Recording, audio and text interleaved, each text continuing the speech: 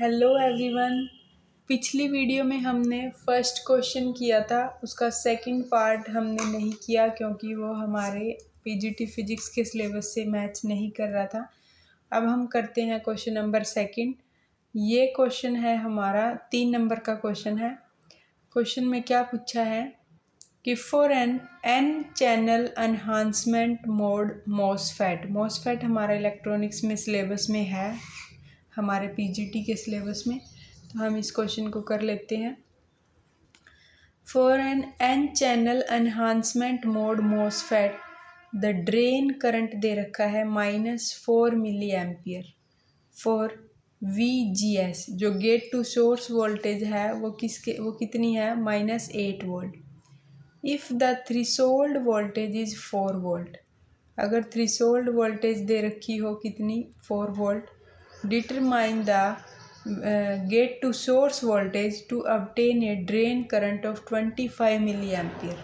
25 milli ampere gain करने के लिए हमें क्या निकालनी है, गेट टू सोर्स वोल्टेज निकालनी है।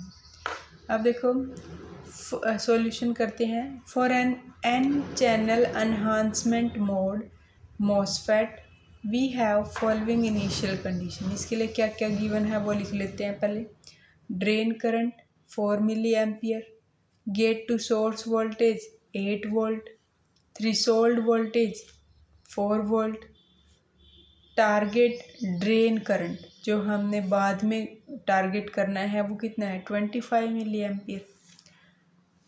इन the saturation region the drain current, saturation region में जो ड्रेन करंट होता है for N enhancement mode MOSFET, क्योंकि N channel enhancement mode MOSFET है तो उसके लिए सैचुरेशन रीजन का जो ड्रेन करंट होता है वो given by square law characteristics, जो कि क्या है ID इज इक्वल टू के VGS माइनस VTH का स्क्वायर। के यहाँ पर क्या है, कंडक्शन पैरामीटर है। VGS क्या है, गेट टू सोर्स वोल्टेज है। VTH क्या है, थ्रेशोल्ड वोल्टेज है। ID क्या है, ड्रेन करंट है। तो शुरुआत में ड्रेन करंट कितना दे रखा है 4 मिली एम्पियर, पुट कर लेंगे। के की वैल्यू निकाल लेंगे कंडक्शन पैरामीटर की। VGS भी दे रखा है, VTH भी दे रखा है, तो सोल्व कर लेंगे और के की वैल्यू आ गई 4/16 और 0.25 मिली एम्पियर वोल्ट स्क्वायर, ये वाली वैल्यू आ गई। अब हमें क्या करना है, VGS निकालनी है। किसके लिए, जब ID कितना था 25 मिली एम्पियर था।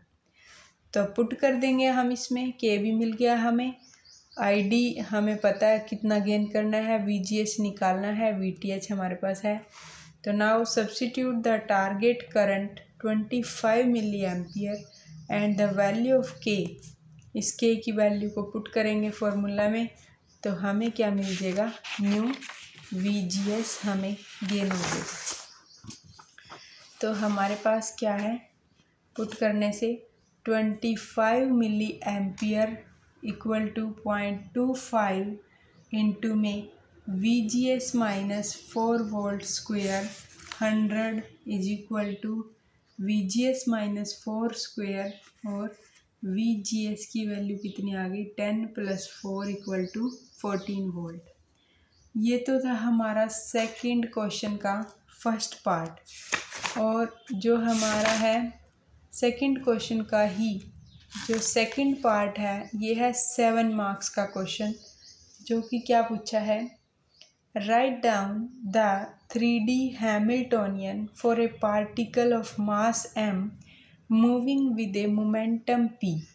सो पहले हमें क्या लिखना है, हैमिल्टोनियन लिखना है एक पार्टिकल के लिए जो जिसका मास m है और मोमेंटम p है उसके लिए। सो क्या करना है, d/dt r.p is equal to p² minus r.del v। ये हमें प्रूव करना है, 7 मार्क्स का क्वेश्चन है। ये हमारे सिलेबस में है क्योंकि ये रिलेटेड है क्वेश्चन अर्नेस्ट थ्योरम से। तो to solve this problem we will use the principle of quantum mechanics, specifically the Hamiltonian operator।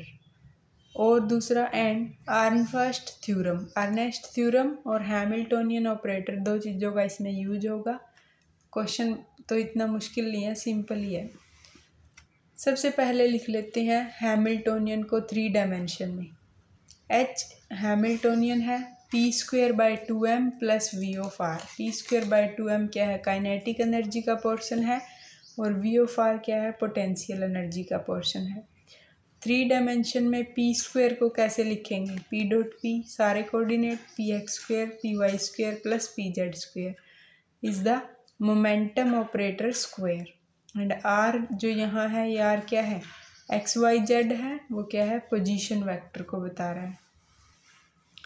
अब दूसरी बात, हाँ एक तो ये तो लिख दिया हमने हैमिल्टोनियन 3 डायमेंशन में। फिर क्या लिखना है, टू शो दैट कि d/dt r.p equal to p²/m minus r.del-v। ये प्रूव करने के लिए हमें क्या लेना पड़ेगा use, we use Ernst theorem for any operator a that does not explicitly depend on time. तो अर्नस्ट थ्योरम क्या कहती है, d/dt of a equal to 1/i h और ah। तो अब यूज करेंगे इसको। a की वैल्यू हम क्या लेके चल रहे हैं, यहाँ पर a की जगह r.p। तो we need to calculate the commutator r.p है ना। तो r.p पहले हम ah निकाल रहे हैं, a की जगह लिख दिया r.p और h। तो सोल्व करते हैं, r.p h, r.p h की जगह वैल्यू पुट कर दो हैमिल्टोनियन की, p²/2m प्लस में v ऑफ r।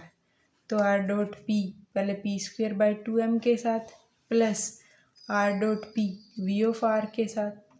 अब कॉम्यूटेटर में अब सोल्व करेंगे, इसकी प्रॉपर्टी क्या है, ए बी सी को सोल्व करने की, a b c plus a c b, ये हमारी प्रॉपर्टी है। अब हम इसको सोल्व करते हैं, पहले काइनेटिक एनर्जी का पोर्शन सोल्व कर लेंगे, फिर हम जो बाकी पोटेंशियल एनर्जी का पोर्शन बाद में सोल्व कर लेंगे। पहले इसको कर लेते हैं। हमारे पास क्या था, यहाँ पे देखो, यहाँ था r.p और p²/2m। r क्या है, पोजीशन कोऑर्डिनेट है, xyz कंपोनेंट है। तो पहले x किसी भी एक कंपोनेंट के साथ सोल्व कर ले, 3 डायमेंशन में तो वही होना फिर। तो summation of j xj pj p²/2m। अब ये है, जब सेम का करते हैं p और p का, pj p², तो क्या आता है 0। तो ओनली पोजीशन वाला जो मोमेंट कोऑर्डिनेट है वही कंट्रीब्यूट करेगा। तो only the position term xj contribute. तो यूज़ करेंगे xj और यहाँ पर pk²। तो इसकी क्या वैल्यू आती है, 2i h pk delta j की। तो we get summation of j xj p²/2m और pj, तो वो क्या आ जाएगा, i h pj/m into pj।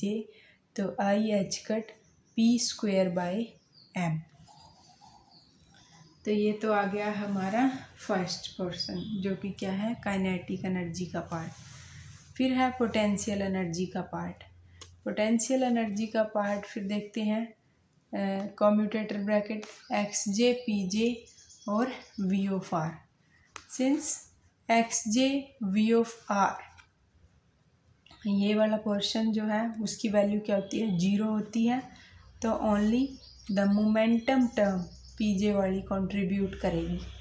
तो using pj v of r minus i h del-v/del-xj we get, यहाँ से सोल्व करेंगे इसको तो उसकी वैल्यू क्या आ जाएगी, minus i h del-v/del-xj minus i h r.del-v। Put these value in full commutator. Now r.ph equal to i h p²/m minus r.del-v। तो now apply on first theorem, d/dt r.p i 1/i h put करेंगे तो ये हमारी theorem क्या हो जाएगी, prove हो जाएगी। यही हमें सोल्व करना था। Thank you.